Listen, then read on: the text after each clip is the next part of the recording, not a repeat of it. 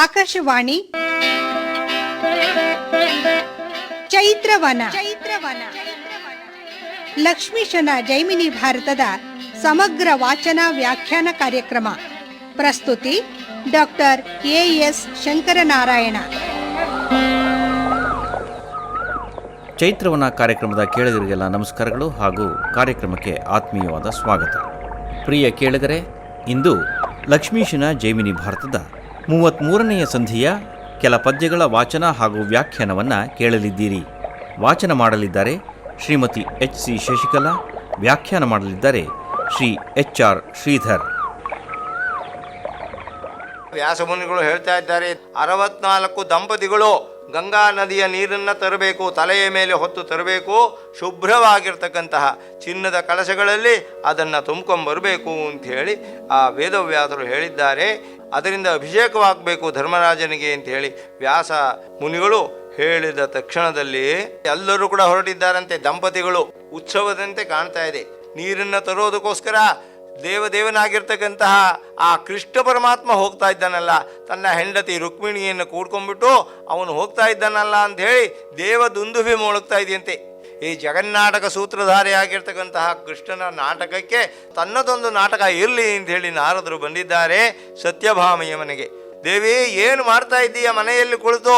ಅಲ್ಲಿ ರುಕ್ಮಿಣಿ ಕೃಷ್ಣನೊಡನೆ ಗಂಗಾ ಜಲವನ್ನು ತರೋದಕ್ಕೋಸ್ಕರ ಹೋಗಿದ್ದಾರೆ, ಅಲ್ಲಿ ನೀನು ಇರಬೇಕಾಗಿತ್ತು. ಅಲ್ಲಿಗೆ ಹೋಗದೆ ಇಲ್ಲಿ ಮನೆಯಲ್ಲಿ ಏಕಾಂಗಿಯಾಗಿ ನೀನು ಇದ್ದೀಯಲ್ಲ ಅಂಥೇಳಿ ನಾರದರು ಹೇಳೋಣ. ಆಗ ನಗನಗತ ಸತ್ಯಭಾಮೆ ಹೇಳ್ತಾ ಇದ್ದಾಳೆ, ಮುನಿಶ್ರೇಷ್ಠರು ನಾರದರು, ನಿಮಗೆ ತಿಳಿದೇ ಇರ್ತಕ್ಕಂಥ ವಿಷಯ ಏನಿದೆ? ಕೃಷ್ಣ ನನ್ನ ಮನೆಯಲ್ಲೇ ಇದ್ದಾನೆ ಅಂಥೇಳಿ ತೋರಿಸಿದ್ದಾಳೆ. ಕೃಷ್ಣನ ದರ್ಶನವನ್ನು ಮಾಡಿರ್ತಕ್ಕಂತಹ ನಾರದರು ಆಶ್ಚರ್ಯವನ್ನು ಪಡ್ತಾ ಇದ್ದಾರೆ, ಬೆರಗಾಗಿ ಹೋಗಿದ್ದಾರೆ. ಏನು ಆಶ್ಚರ್ಯ!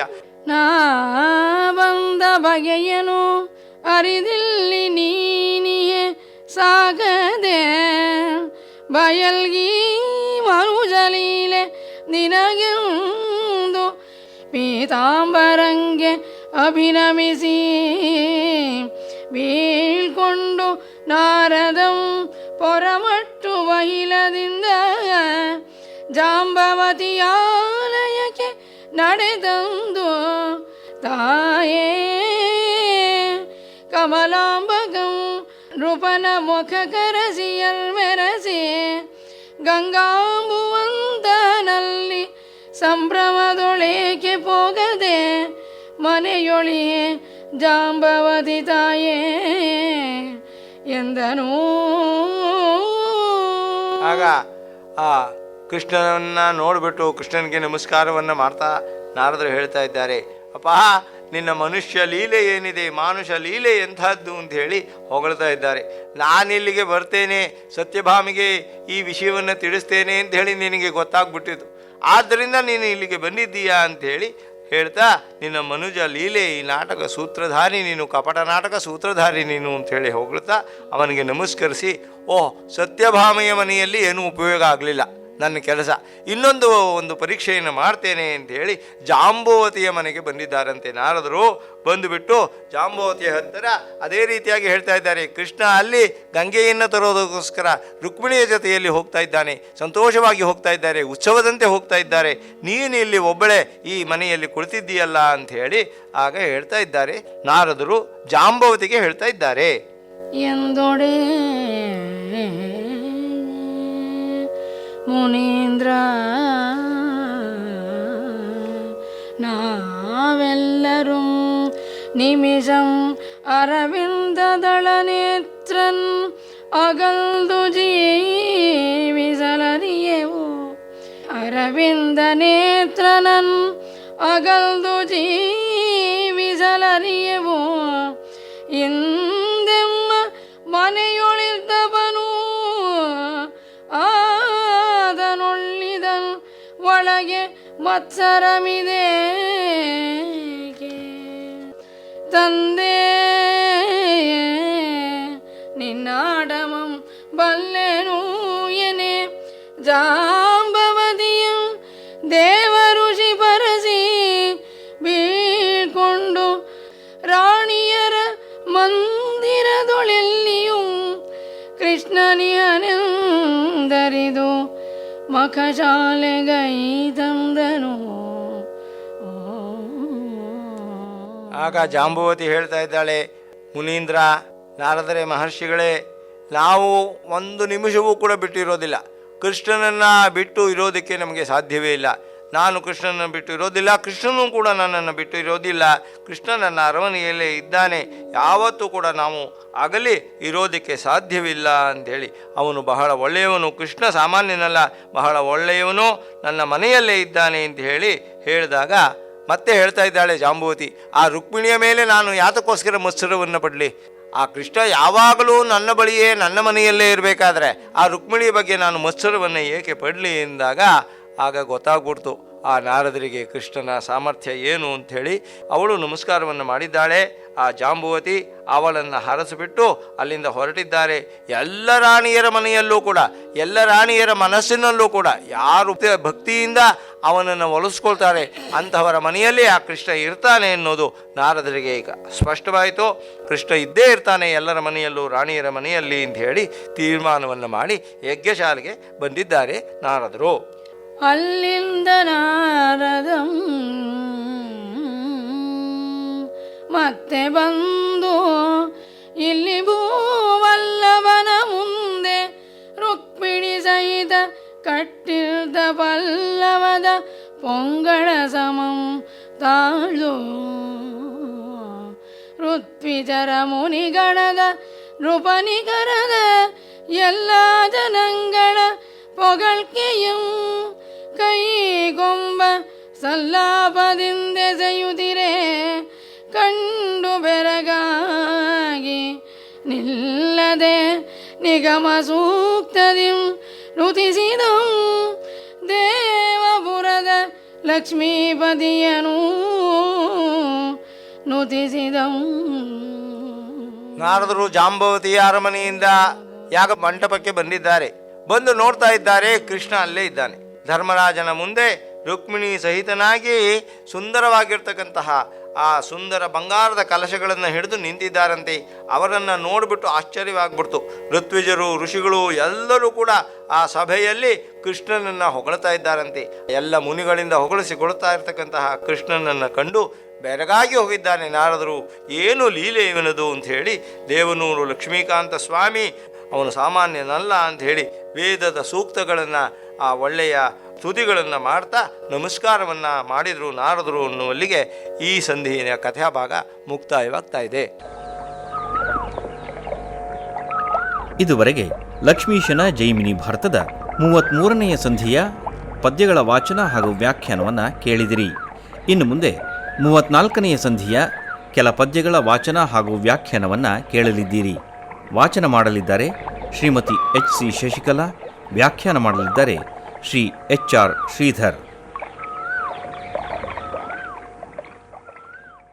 ಮಿಗೆ ಮೂಜಗಂ ತಣಿಯೇ ಅಯಮೇಧ ಯಜ್ಞಮಂ ಮುಗಿಸಿ ಧರ್ಮಾತ್ಮಜಂ ಕೃಷ್ಣಾದಿ ಸಕಲ ನೃಪತಿಗಳನ್ನು ಅವರವರ ನಗರಗಳಿಗೆ ಕಳುಹಿ ಸುಖದಿಂದ ರಾಜ್ಯಂಗೈದನು. ಧರ್ಮರಾಜ 3 ಲೋಕದ ಜನರು ಕೂಡ ದಣಿಯುವಷ್ಟು ದಾನ ಧರ್ಮಾದಿಗಳನ್ನು ಮಾಡಿದ್ದಾನೆ. ಸಂಪತ್ತನ್ನು ದಾನವಾಗಿ ಕೊಟ್ಟಿದ್ದಾನೆ. ಜೊತೆಗೆ ಅವರಿಗೆ ಉಪಚಾರವನ್ನು ಮಾಡಿ ಅವರ ಮನಸ್ಸನ್ನು ತೃಪ್ತಿಪಡಿಸಿದ್ದಾನೆ. ಹೀಗೆ ಯಜ್ಞವನ್ನು ಮಾಡಿಬಿಟ್ಟು ನಂತರದಲ್ಲಿ ಕೃಷ್ಣ ಮತ್ತು ಜೊತೆಗೆ ಬಂದಿರತಕ್ಕಂತಹ ಎಲ್ಲ ರಾಜ ಮಹಾರಾಜರನ್ನು ಸಂತೋಷದಿಂದ ಅವರವರ ನಗರಕ್ಕೆ, ಅವರವರ ಅರಮನೆಗಳಿಗೆ ಕಳಿಸಿಕೊಟ್ಟಿದ್ದಾನೆ ಧರ್ಮರಾಜ ಅನ್ನುವಂಥದ್ದು ಈ ಸಂಧಿಯ ಕಥಾಭಾಗ. ಅರಸ ಕೇಳು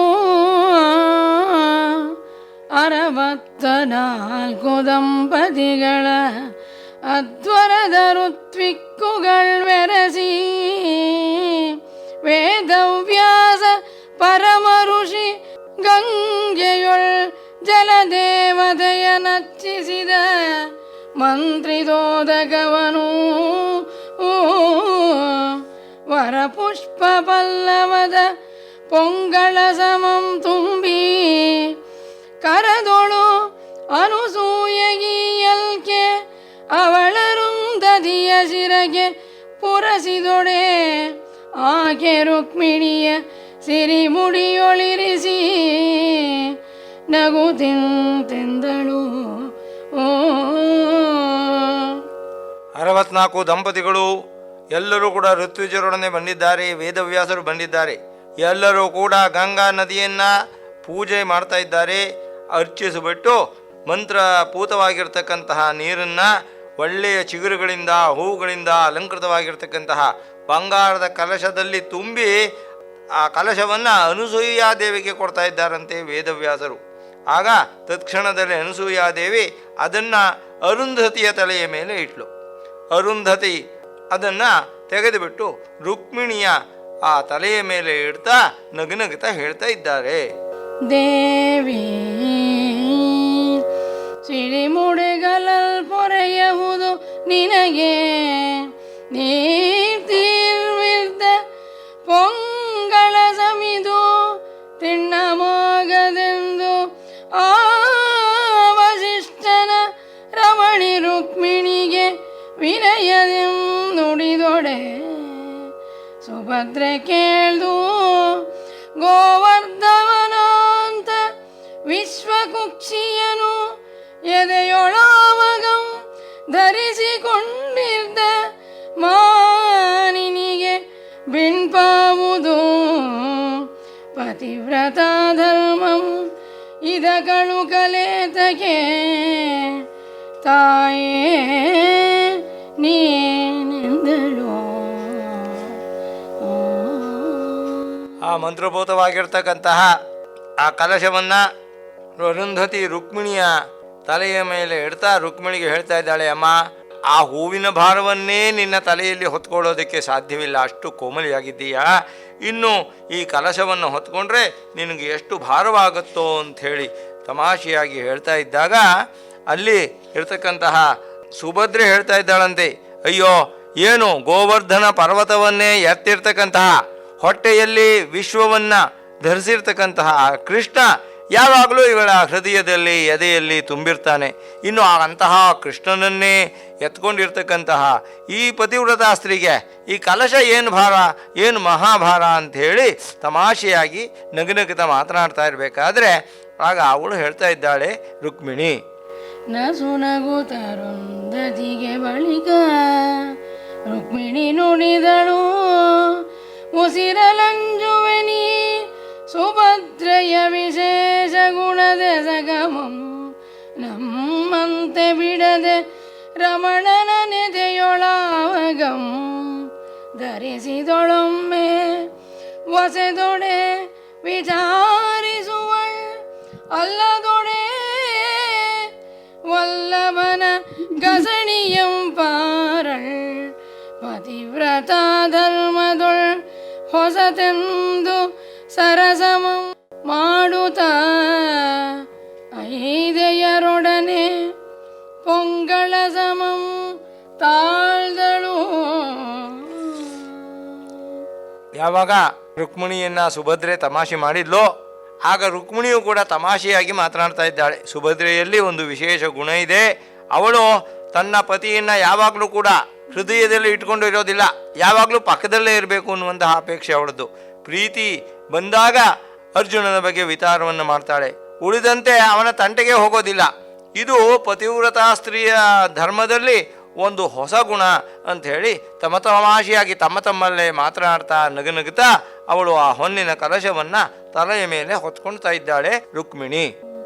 64 ದಂಪತಿಗಳು ಒಪ್ಪುವ ಗಂಗೆ ದೊರೆಯಿಂದ ಬಳಿಕ ಮಖಮಂಟಪಕ್ಕೆ ನೀರ್ದುಂಬಿ ಮೆರೆವ ಪೊಂಗಳ ಸಗಳಂ ಕೊಂಡು ಬಂದರು ಉತ್ಸವದಿಂದ ಮುನಿಗಳೊಡನೆ. ಕರೆದು ಅನಿಬರ ಮೇಲೆ ಮುತ್ತುಗಳ ಸೇಸೆಗಳ ನೆರೆ ಮೊಳಗಿದವು ಸಕಲ ವಾದ್ಯಗಳು. ಅಬ್ರದೊಳ್ ತಿರುಗಿತು ನಿಮಿಷವಿತದಿ ಕೌತುಕಗೆ ನೆರೆದುದು ಮಾಜನಂ ಮೇದಿನಿಯೋಳು. ಹೀಗೆ ರುಕ್ಮಿಣಿಯ ಜೊತೆಯಲ್ಲಿ ಕೃಷ್ಣ ಬರ್ತಾ ಇದ್ದಾನೆ. 64 ದಂಪತಿಗಳು ನೀರನ್ನು ತುಂಬಿರ್ತಕ್ಕಂತಹ ಕಲಶವನ್ನು ತಮ್ಮ ತಲೆಯ ಮೇಲೆ ಹೊತ್ತು ನಡೀತಾ ಇದ್ದಾರೆ. ಗಂಗಾ ನದಿಯಿಂದ ಯಜ್ಞ ಮಂಟಪಕ್ಕೆ ಬರ್ತಾ ಇದ್ದಾರೆ. ಜೊತೆಯಲ್ಲಿ ಮುನಿಗಳು ಬರ್ತಾ ಇದ್ದಾರೆ. ಬ್ರಾಹ್ಮಣರು ವೇದಘೋಷವನ್ನು ಮಾಡ್ತಾ ಇದ್ದಾರೆ. ಸಮಸ್ತ ವಾದ್ಯಗಳು ಕೂಡ ಮೊಳಗ್ತಾ ಇದೆ. ಅವರಿಗೆ ಮುತ್ತಿನ ಸೇಸೆಯನ್ನು ಮಾಡ್ತಾ ಇದ್ದಾರಂತೆ. ಎಲ್ಲರ ಮೇಲೆ ಮುತ್ತುಗಳನ್ನು ಸುರಿತಾ ಇದ್ದಾರೆ, ಅಭಿಷೇಕವನ್ನು ಮಾಡ್ತಾ ಇದ್ದಾರೆ. ಇಂತಹ ಕೌತುಕವನ್ನು, ಈ ಆಶ್ಚರ್ಯಚಕಿತವಾಗಿರ್ತಕ್ಕಂತಹ ಈ ವಿಷಯವನ್ನು ನೋಡೋದಕ್ಕೋಸ್ಕರ ಆಕಾಶದಲ್ಲಿ ದೇವತೆಗಳೆಲ್ಲರೂ ಕೂಡ ನೆರೆದಿದ್ದಾರಂತೆ. ಜೊತೆಗೆ ಭೂಮಿಯಲ್ಲಿರ್ತಕ್ಕಂತಹ ಎಲ್ಲ ಮಹಾಜನರು ಕೂಡ ಅದನ್ನು ನೋಡಿ ಸಂತೋಷ ಪಡ್ತಾ ಇದ್ದಾರೆ. ಆ ಪುಣ್ಯ ಸಲಿಲದೊಳ್ ಸೇಜನಂಗೈದು ಎಸೆವಯೂಪದೊಳ್ ಕಟ್ಟಿ ಪೂಜಿಸಿದರು ಅಮಲಾಶ್ವಮು. ಭೂಪನು ದ್ರೌಪದಿಯು ಅಭಿಷಿಕ್ತರಾದ ಸುಮಂತ್ರಿತ ಜಲಂಗಳಿಂದ ವ್ಯಾಪಿಸಿದ ವಿಧಿವಿಧಾನಗಳಿ ಇದಾವುದು ಲೋಪಮಿಲ್ಲದೆ ನಡೆಯತೊಡಗಿತು. ಮಾಧ್ವರಂ ತಾಪಸಪ್ರದದಿ ಸಂದಿಗ್ಧಂಗಳಂ ತಿಳಿದು ಸಮ್ಮತದೊಳ್ ಅಹುದೆನಲ್ಗೆ. 64 ದಂಪತಿಗಳು ಹೊತ್ತು ತಂದಿರತಕ್ಕಂತಹ ಗಂಗಾ ನದಿಯ ನೀರಿನಿಂದ ಯಜ್ಞಾಶ್ವಕ್ಕೆ ಅಭಿಷೇಕವನ್ನು ಮಾಡಿದರು. ಆ ನೀರನ್ನು ಪ್ರೋಕ್ಷಿಸ್ಬಿಟ್ಟು ಯೂಪವನ್ನು ಕಟ್ಟಿದ್ದಾರೆ. ಅದಕ್ಕೆ ಅಶ್ವವನ್ನು ಕಟ್ಟಿ ಪೂಜಿಸ್ತಾ ಇದ್ದಾರೆ. ಮತ್ತು ಅದೇ ಮಂತ್ರೋದಕದಿಂದ ಧರ್ಮರಾಜ ಮತ್ತು ದ್ರೌಪದಿಗರಿಗೆ ಅವರಿಬ್ಬರಿಗೂ ಕೂಡ ಅಭಿಷೇಕವನ್ನು ಮಾಡಿದರು. ಎಲ್ಲ ಋಷಿಗಳು ಕೂಡ ಸಮ್ಮತಿಯಿಂದ ವೇದ ಮಂತ್ರದಲ್ಲಿ ಯಾವ ರೀತಿ ಇದೆ, ಅದರಲ್ಲಿ ಯಾವ ಲೋಪವೂ ಕೂಡ ಬಾರದಂತೆ ಹೇಗೆ ಈ ಯಜ್ಞವನ್ನು ನಡೆಸಬೇಕು ಅಂತ ಹೇಳಿ ಅವರು ವಿಚಾರವನ್ನು ಮಾಡಿಬಿಟ್ಟು ಯಜ್ಞವನ್ನು ನಡೆಸ್ತಾ ಇದ್ದಾರೆ. ಬಂದ ಮುನಿಗಳ ಪಾದಮಂ ತೊಳೆದು ಸತ್ಕಾರದಿಂದ ಪೂಜಿಸಿ ನಿವಾಸ ಸ್ಥಾನಮಂ ಕೊಟ್ಟು ವಂದಿಸುವನು ಅಚ್ಯುತಂ. ತಾನೆ ಕುಳ್ಳಿರ್ಪೊಡೆ ಆಸನವ ನೀವಂ ಸಾತ್ಯಗಿ.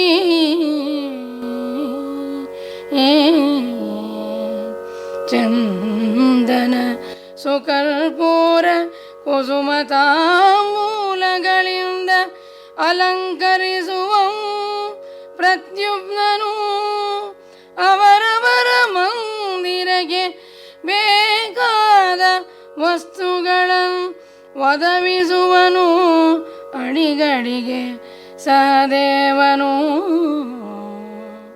ಯಜ್ಞಶಾಲೆಯಲ್ಲಿ ಬಂದಿರತಕ್ಕಂತಹ ಮುನಿಗಳ ಪಾದವನ್ನು ತೊಳಿತಾ ಇದ್ದಾನಂತೆ ಶ್ರೀಕೃಷ್ಣ. ಸತ್ಕರಿಸಿ ಅವರಿಗೆ ಪೂಜೆಯನ್ನು ಮಾಡ್ತಾ ಇದ್ದಾನೆ. ಯಜ್ಞ ಮುಗಿಯುವವರಿಗೆ ಅವರಿಗೆ ಇರೋದಕ್ಕೆ ಮನೆಯನ್ನು ಕೊಟ್ಟು ಸತ್ಕಾರವನ್ನು ಮಾಡ್ತಕ್ಕಂತಹದ್ದು ಶ್ರೀಕೃಷ್ಣನ ಜವಾಬ್ದಾರಿ. ಆಮೇಲೆ ಆಸನವನ್ನು ಕೊಡ್ತಕ್ಕಂತಹದ್ದು ಸಾತ್ವಿಕಿ. ಯಾವ್ಯಾವ ಮಟ್ಟದ ಆಸನ ಯಾರ್ಯಾರಿಗೆ ಕೊಡಬೇಕು ಅನ್ನತಕ್ಕಂಥದ್ದು ನಿಶ್ಚಯ ಮಾಡ್ತಕ್ಕಂತಹದ್ದು ಸಾತ್ವಿಕಿ ಕೆಲಸ. ಅವರಿಗೆ ಚಂದನ, ಕರ್ಪೂರ, ತಾಂಬೂಲ, ಹೂವು ಏನು ಬೇಕೋ ಅದನ್ನು ಕಾಲಕಾಲಕ್ಕೆ ಒದಗಿಸ್ತಕ್ಕಂತಹದ್ದು ಪ್ರದ್ಯುಮ್ನನ ಒಂದು ಜವಾಬ್ದಾರಿಯಾಗಿದೆ. ಅವರ ಪೂಜೆಗಾಗಲಿ, ಅವರ ಹೋಮ ಮತ್ತು ಹವನಕ್ಕಾಗಲಿ, ಯಾವುದೇ ಒಂದು ಕೆಲಸಕ್ಕೆ ಅಥವಾ ಆಹಾರವಾಗಲಿ ಎಲ್ಲ ವಸ್ತುಗಳನ್ನು ಕಾಲಕಾಲಕ್ಕೆ ಕೊಡ್ತಕ್ಕಂತಹ ಜವಾಬ್ದಾರಿ ಸಹದೇವನ ಕೆಲಸವಾಗಿದೆ. ಅದೇ ರೀತಿಯಾಗಿ ಎಲ್ಲರೂ ಕೂಡ ತಮ್ಮ ತಮ್ಮ ಕೆಲಸಗಳನ್ನು ಜವಾಬ್ದಾರಿಯಿಂದ ನಿರ್ವಹಿಸ್ತಾ ಇದ್ದಾರೆ. ಸಕಲ ಜನಜಾಲಮಂ ತಾರತಮ್ಯವನರಿತು ನಕುಲನಾದರಿಸುವಂ ಪಗಲಿರುಳು ಪರಿಮಳೋದಗವನ್ ಅಳವಡಿಸುವಂ ಕರ್ಣಸುತಂ. ಎಲ್ಲರೈಕೆ ಹೈಡಿಂಬಿಗಾಯ್ತು ಶಕಟ ಸಂದೋಹದಿಂ ಕೂಡಿಸುವ ಸಂಭಾರನಿಕರಗೆ ಅಧಿಪತಿಯಾದನ್ ಅನಿರುದ್ಧಂ. ಇನ್ನ ವಾಡಿಕೆಗಳೊಳ್ ಪಾಕಮಂ ಮಾಡಿಸುವ ಮಣಿಹಮಂ ಕೃತವರ್ಮಕಂ ತಾಳ್ದನು. ನಕುಲ ಅಲ್ಲಿ ಬಂದಿರತಕ್ಕಂತಹ ಎಲ್ಲರಿಗೂ ಕೂಡ ಅವರವರ ಯೋಗ್ಯತೆಗೆ ತಕ್ಕಂತಹ ಆಧಾರಗಳನ್ನು ಮಾಡ್ತಾ ಇದ್ದಾನೆ. ಎಲ್ಲರಿಗೂ ಕೂಡ ಪರಿಮಳ ಉದಕವನ್ನು ಬೇಕಾದಂತಹ ರೀತಿಯಲ್ಲಿ ಒದಗಿಸ್ತಕ್ಕಂತಹದ್ದು ವೃಷಕೇತುವಿನ ಕೆಲಸ. ಮೇಘನಾದ ಎಲ್ಲರಿಗೂ ಕೂಡ ಆರೈಕೆಯನ್ನು ಮಾಡ್ತಾ ಇದ್ದಾನಂತೆ. ಅನಿರುದ್ಧ ಗಾಡಿಗಳಲ್ಲಿ ಅಗತ್ಯವಾಗಿರ್ತಕ್ಕಂತಹ ಅಡಿಗೆ ಪದಾರ್ಥಗಳನ್ನು ತೆಗೆದುಕೊಂಡು ಹೋಗಿ ಕೊಡೋದು. ಯಾವ್ಯಾವ ಋಷಿಮುನಿಗಳು ಮಹಾರಾಜರು ಬೇರೆ ಬೇರೆ ಆ ಅರಮನೆಗಳಲ್ಲಿ ಮನೆಗಳಲ್ಲಿ ಅಲ್ಲಿ ಜಾಗವನ್ನು ಮಾಡಿಕೊಟ್ಟಿದ್ದಾರೋ ಅವರ ಮನೆಗೆ ಗಾಡಿಗಳಲ್ಲಿ ಅಗತ್ಯ ವಸ್ತುಗಳನ್ನು ತಂದು ಕೊಡುವಂತಹದ್ದು ಅನಿರುದ್ಧನ ಕೆಲಸವಾಗಿದೆ. ಪಾಕಶಾಲೆಯಲ್ಲಿ ಅಡಿಗೆಗಳನ್ನು ಹೇಗೆ ಮಾಡಿಸ್ಬೇಕು, ಯಾವ ರೀತಿ ಇರಬೇಕು, ಆಹಾರ ಏನು ಇರಬೇಕು, ಪಾನೀಯ ಏನಿರಬೇಕು ಅಂತ ಹೇಳಿ ನಿಶ್ಚಯ ಮಾಡ್ತಕ್ಕಂಥವನು ಕೃತವರ್ಮ. ಹೀಗೆ ಎಲ್ಲರೂ ಕೂಡ ಆ ತಮ್ಮ ತಮ್ಮ ಕೆಲಸಗಳನ್ನು ಮಾಡ್ತಾ ಇದ್ದಾರೆ. ಯೋಜನತ್ರಯದ ಚಪ್ಪರದೊಳ್ ಎಡವಿಡದೆ ನಾನಾ ಜನಗೆ ಬೇಕಾದ ಷಡ್ರಸದ ಶಾಲ್ಯಾನ ಭೋಜನವನೈದೆ ಮಾಡಿಸುವುದು ಸಾಂಬಾದಿ ಯಾದವರ್ಗಾಯ್ತು. ಬಳಿಕ ಶ್ರೀಜನಾರ್ದನನ ಸಾನ್ನಿಧ್ಯವಾಗಿರೇ ಧರ್ಮರಾಜನ ಮಹಾದ್ವರಂ ಸಾಂಗಮಾಗದೆ ಮೇಂಸರೋಜನಾಭಂ ತಾನೆ ಯಜ್ಞಸ್ವರೂಪನಲ್ಲವೇ ಭೂಪ ಹೇಳೆಂದನು. ಹೀಗೆ ಯಾಗಶಾಲೆಯ ಚಪ್ಪರ 3 ಯೋಜನದ ಒಂದು ವಿಸ್ತಾರದಲ್ಲಿ ಅದನ್ನು ಕಟ್ಟಿದ್ದಾರಂತೆ. ಷಡ್ರಸ ಮೃಷ್ಟಾನ್ನ ಭೋಜನವನ್ನು ಮಾಡಿಸ್ತಕ್ಕಂತಹ ಜವಾಬ್ದಾರಿ ಸಾಂಬನಿಗೆ ಮತ್ತು ಅವನ ಜೊತೆಯಲ್ಲಿರ್ತಕ್ಕಂತಹ ಎಲ್ಲ ಯಾದವರು. ಅವರು ಈ ಅಡುಗೆಯನ್ನು ಮಾಡಿಸ್ತಕ್ಕಂತಹ ಜವಾಬ್ದಾರಿಯನ್ನು ಮಾಡಿದ್ದಾರೆ. ಸಾಕ್ಷಾತ್ ಜನಾರ್ದನ ಇದ್ದಾನೆ, ಕೃಷ್ಣ ಇದ್ದಾನೆ. ಧರ್ಮರಾಜನ ಯಜ್ಞ ಸಾಂಗವಾಗದೆ ಇರೋದಕ್ಕೆ ಸಾಧ್ಯವೇ? ಖಂಡಿತವಾಗಿ ಅದು ಯಜ್ಞ ನಡೆಯುತ್ತೆ. ಅದು ವಿಶೇಷ ರೀತಿಯಲ್ಲಿ ಒಳ್ಳೆಯ ರೀತಿಯಲ್ಲಿ ನಡೆಯುತ್ತೆ. ಭಗವಂತ ವಿಷ್ಣುವಿನ ಒಂದು ಪೂಜೆಯೇ ನಿಜವಾಗಿ ಯಜ್ಞ. ಅವನೇ ಯಜ್ಞ ಪುರುಷ, ಯಜ್ಞೋ ವಿ ವಿಷ್ಣು ಅಂತ ಹೇಳಿ ವೇದ ಹೇಳುತ್ತೆ. ಅಷ್ಟಕ್ಕೂ ಆ ಕೃಷ್ಣನೇ ಯಜ್ಞ ಸ್ವರೂಪ. ಸುನೆಯದೊಂದಲ್ಲದೆ ಪಯೋಧಿಗಳನ್ ಆರನಾಗರುಷಣಂ ಗೈದರು ಎನೆಸುರ ಸಂಗಳೆಸೆಯೇ ಕುಲಗಿರಿಗಳಂ ನಗುವಂತೆ ಮಿರುಪಶಾಲ್ಯೋಧನದ ರಾಶಿಗಳ್ ಕಂಗೊಳಿಸಲು ಪರಿಪರಿಯ ಭಕ್ಷ್ಯ ಪಾಯಸ ವಿವಿಧ ಶಾಗಾದಿ ಪರಿಕರಂ ಎಂದೊದಗಿದುವೋ ಕೃಷ್ಣ ಸುರಭಿ ತಾಂಪೊರೆಯೊಳ್ ಅಲರಿದಾವು ಎಂಬಿನಂ ತಣಿದುಂಡರ ಮಖದೊಳಕಿಳ ಜನರು. ಎಲ್ಲವೂ ಕೂಡ ಸಿಗ್ತಾ ಇದೆ, ಯಾವುದು ಇಲ್ಲ ಇಲ್ಲಿ ಅಂತ ಹೇಳಿ ಇಲ್ಲ. 7 ಸಮುದ್ರಗಳಲ್ಲಿ ಆ ಸುರೆ ಎನ್ನತಕ್ಕಂತಹ ಸಮುದ್ರ ಇಲ್ಲ. ಸುರೆ ಎನ್ನೋದನ್ನು ಮಾತ್ರ ಅಲ್ಲಿಗೆ ತರಿಸಿಲ್ಲ. ಸುರಾಪಾನವೊಂದನ್ನು ಬಿಟ್ಟು ಎಲ್ಲವೂ ಕೂಡ ಸಮುದ್ರವೇ. ಪಾನಕ ಸಮುದ್ರ ಇರಬಹುದು, ಹಾಲು ಸಮುದ್ರ, ಎಲ್ಲವೂ ಕೂಡ ಸಮುದ್ರದೋಪಾದಿಯಲ್ಲಿ ಅಲ್ಲಿಗೆ ಬಂದಿದೆ. ಇದು ಇಲ್ಲ ಅಂತ ಹೇಳಿ ಇಲ್ಲ. ಉತ್ತಮವಾದಂತಹ ರಸಗಳು, ಷಡ್ರಸೋಪೇತವಾಗಿರ್ತಕ್ಕಂತಹ ಅನ್ನ ಪಾಕಶಾಲೆಯಲ್ಲಿ ಹೇರಳವಾಗಿ ಇದೆಯಂತೆ. ಉತ್ತಮವಾದಂತಹ ಶಾಲ್ಯೋದನ ಅಂತ ಹೇಳಿದರೆ ಅನ್ನದಿಂದ ಮಾಡಿರ್ತಕ್ಕಂತಹ ಸಿಹಿ, ಅದು ತುಂಬ ಉತ್ಕೃಷ್ಟವಾಗಿರ್ತಕ್ಕಂಥದ್ದು. ಅಂತಹ ಆ ಶಾಲ್ಯೋದನ ಅನ್ನ ಎಲ್ಲವೂ ಕೂಡ ಕುಲಗಿರಿಗಳನ್ನು ಹಾಸ್ಯ ಮಾಡುವಂತೆ ಇತ್ತು. ಕುಲಗಿರಿಗಳು ಅಂತ ಹೇಳಿ ದೊಡ್ಡ ದೊಡ್ಡ ಪರ್ವತಗಳು. ಆ ಪರ್ವತದ ರೀತಿಯಲ್ಲಿ ರಾಶಿ ರಾಶಿಯಾಗಿ ಎಲ್ಲವೂ ಕೂಡ ಭಕ್ಷ್ಯ, ಪಾಯಸ, ತರಕಾರಿ ಎಲ್ಲವೂ ಕೂಡ ಅಷ್ಟು ಒಂದು ತಯಾರನ್ನು ಮಾಡ್ತಾಯಿದ್ರು. ಹೀಗೆ ಆ ಕೃಷ್ಣ ಅನ್ನತಕ್ಕಂತಹ ಕಾಮಧೇನು ಇದ್ದ ಮೇಲೆ ಏನಕ್ಕೆ ಕಡಿಮೆಯಾಗುತ್ತೆ? ಯಾವುದೂ ಕೂಡ ಕೊರತೆ ಬೀಳೋದಿಲ್ಲ. ಆ ಕಾಮಧೇನುವಿನಿಂದ ಉತ್ಕೃಷ್ಟವಾಗಿ ಎಲ್ಲವೂ ಕೂಡ ಸಂದಾಯವಾಗುತ್ತೆ ಅಂತ ಹೇಳಿ ಎಲ್ಲ ರಾಜಮಹಾರಾಜರು, ಪುರಜನರು ಎಲ್ಲರೂ ಕೂಡ ಎಲ್ಲವನ್ನೂ ಕೂಡ ತೃಪ್ತಿಯಾಗಿ ಉಂಡು ಸಂತೋಷ ಪಡ್ತಾ ಇದ್ದಾರೆ. ಊಟದ ಸುಗಂಧಾನುಲೇಪದ ಕಪ್ಪುರದ ವೀಡಿಕಾವಳಿಯ ಮಾಲ್ಯಾಂಬರ ವಿಭೂಷಣದ ಮೀಟು ಸಿಂಗರದಿಂಪುವಡೆಯೇ ಮಿಗೆ ಬಯಸಿದ ಸುವಸ್ತುಗಳನಿತ್ತು ಘಾಟಿಸುವ ಭೀಮ ಫಲ್ಗುಣರ ಸನ್ಮಾನದ ಸುಗಾಡಿಗೆಯ ನೃಪಕುಲದ ಪುಣ್ಯ ಮುನಿಗಳ ಯಜ್ಞವಾಟದ ಅತಿ ಕೌತುಕದ ಮಾಲ್ಕೆಯಂ ಕಂಡು ನಲಿದಾಡಿತು ಜನ ಮುದದೊಳು. ಊಟ ಬೇಕಾದವರಿಗೆ ಊಟ, ಏನು ಬೇಕು ಪಾನೀಯ ಬೇಕಾದವರಿಗೆ ಪಾನೀಯ, ಸುಗಂಧ ಹೂಹಾರ, ಕರ್ಪೂರ ಯುಕ್ತವಾಗಿರ್ತಕ್ಕಂತಹ ತಾಂಬೂಲ, ಮತ್ತು ತಮಗೆ ಬೇಕಾದಂತಹ ಸುಗಂಧಗಳು, ಬೇಕಾದಂತಹ ಆಭರಣಗಳು ಎಲ್ಲವನ್ನೂ ಕೂಡ ಕೇಳಿದಾಗ ಯಾರಿಗೆ ಏನು ಬೇಕೋ ಅದನ್ನು ಸಂತೋಷದಿಂದ ಕೊಡ್ತಾ ಇದ್ದಾರಂತೆ ಭೀಮಾರ್ಜುನರು. ಅವರೆಲ್ಲರನ್ನು ಕೂಡ ಆದರದಿಂದ ಸನ್ಮಾನವನ್ನು ಮಾಡಿ ಎಲ್ಲರಿಗೂ ಕೂಡ ತೃಪ್ತಿಯನ್ನು ಪಡಿಸ್ತಾ ಇದ್ದಾರೆ. ಅಲ್ಲಿದ್ದ ಎಲ್ಲ ರಾಜರು ಕೂಡ ಯಾಗಶಾಲೆಯ ಮುನಿಗಳನ್ನು ಕಂಡು ಕೃಷ್ಣನನ್ನು ಕಂಡು ಸಂತೋಷದಿಂದ ಏನು ಉಪಚಾರ, ಏನು ಆತಿಥ್ಯ ಈ ಧರ್ಮರಾಜನ ಯಾಗದಲ್ಲಿ ಅಂತ ಹೇಳಿ ಕೊಂಡಾಡ್ತಾ ಇದ್ದಾರೆ. ಎಲ್ಲರೂ ಕೂಡ ನಲಿದಾಡ್ತಾ ಇದ್ದಾರೆ, ಸಂತೋಷದಿಂದ ಯಜ್ಞದಲ್ಲಿ ಭಾಗವಹಿಸಿದ್ದಾರೆ. ಹೇಮವಸ್ತ್ರಾಭರಣ ಮುಕ್ತಾಫಲಂಗಳ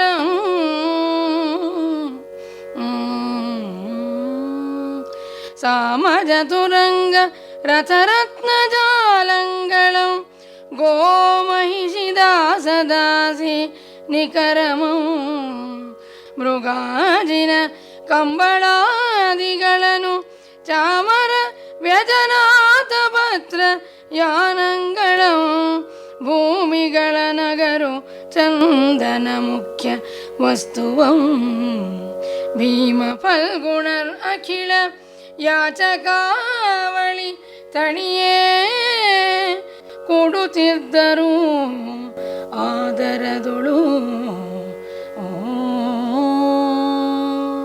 ಯಾರು ಏನನ್ನ ಕೇಳಿದರೂ ಕೂಡ ಇಲ್ಲ ಅನ್ನುವಂತಹ ಶಬ್ದ ಇಲ್ಲ. ಯಾಕೆ ಅಂತ ಹೇಳಿದರೆ ಅಲ್ಲಿರ್ತಕ್ಕಂತಹವನು ಕೃಷ್ಣ ಪರಮಾತ್ಮ. ಅಂತಹ ಕಾಮಧೇನು ಇರಬೇಕಾದ್ರೆ ಏನು ಕೊರತೆ, ಏನು ಕೇಳಿದರೆ ಅದನ್ನು ಕೊಡ್ತಾ ಇದ್ದಾರಂತೆ. ಜರತಾರಿ ವಸ್ತ್ರ ಬೇಕೋ ಅಂತ ಹೇಳಿದರೆ ಜರತಾರಿ ವಸ್ತ್ರ, ಬಂಗಾರದ ಒಡವೆಗಳು, ಮುತ್ತು, ಆನೆ ಬೇಕು, ಕುದುರೆ ಬೇಕು, ರಥ ಬೇಕು, ಏನು ಅಪೇಕ್ಷೆ ಇದೆ, ಗೋವು, ಎಮ್ಮೆ ಮತ್ತು ದಾಸದಾಸಿಯರು, ಹೀಗೆ ಕೃಷ್ಣಾಜಿನ ಕಂಬಳಿ, ಚಾಮರ, ಬೀಸಣಿಗೆ ಮತ್ತು ಛತ್ರಿ, ಚಾಮರಗಳು, ವಾಹನ, ಭೂಮಿ ಎಲ್ಲವನ್ನೂ ತಂದು ರಾಶಿ ಹಾಕಿಬಿಟ್ಟಿದ್ದಾರಂತೆ. ಆ ರಾಜ್ಯವನ್ನು ಗೆದ್ದಾಗ ಎಲ್ಲರೂ ಕೊಟ್ಟಿರ್ತಕ್ಕಂತಹ ಆಯಾ ದೇಶದ ಸುಗಂಧ ದ್ರವ್ಯಗಳಿರಬಹುದು, ಆಯಾ ದೇಶದಲ್ಲಿ ವಿಶೇಷವಾಗಿರ್ತಕ್ಕಂತಹ ಆಭರಣ, ಮುತ್ತು, ರತ್ನಗಳು ಅದೆಲ್ಲವನ್ನೂ ಕೂಡ ಕಪ್ಪ ಕಾಣಿಕೆಯಾಗಿ ಧರ್ಮರಾಜನಿಗೆ ಕೊಟ್ಟಿದ್ದಾರೆ.